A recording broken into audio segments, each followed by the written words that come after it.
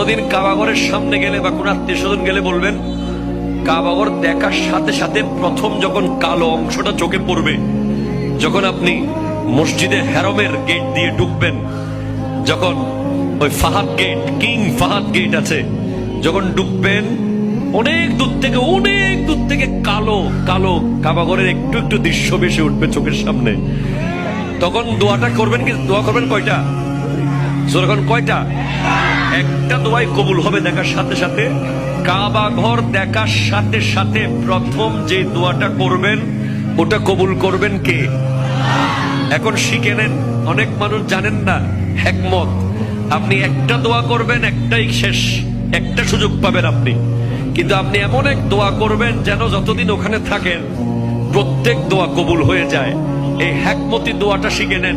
আপনি বলবেন, আল্লাহ আমি 10, 12, 15 যতদিন এখানে থাকবো, যতগুলো দোয়া করব সব কবুল করে নিয়েন। দোয়া করছেন কয়টা? পাবেন কয়টা?